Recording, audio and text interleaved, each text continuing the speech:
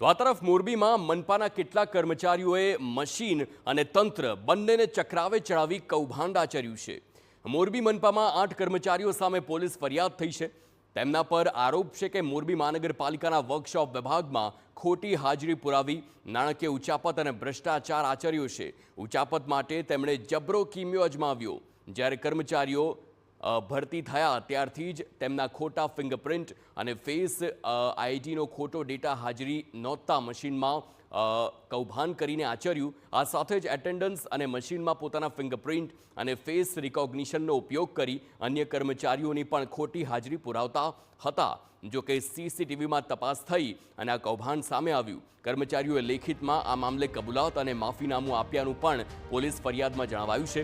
તપાસ દરમિયાન આરોપીઓએ 13 રોજમદાર કર્મચારીઓની ખોટી હાજરી પુરાવી 2 દિવસમાં 9,755ના પગારની ઉચાપત કરી મહાનગરપાલિકાને આર્થિક નુકસાન પહોંચાડ્યું। તે કેટલાક કર્મચારીઓએ પોતાના બેંક એકાઉન્ટમાં ખોટી હાજરીના આધારે મળેલ રકમ સ્વીકાર્યાનું પણ તપાસમાં સામે આવ્યું। અમારા પંચિંગ મશીનો હોય છે।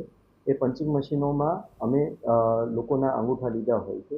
આ જે તે વખતે જૂન્ય સમયગાળામાં આ લોકોએ એ મશીનમાં બીજા હાજરીના અંગૂઠા નાખવાની જગ્યાએ પોતાના જ અંગૂઠા, આંગળી અથવા ફેસ અલગ અલગ વસ્તુઓ અલગ અલગ કર્મચારીના નામે રાખીને એમનો પગાર એમના ખાતામાં નખાવડાવીને પછી ઉપાડી લેતા હતા। એવી મોડસ ઓપરેન્ડી ધ્યાને આવે।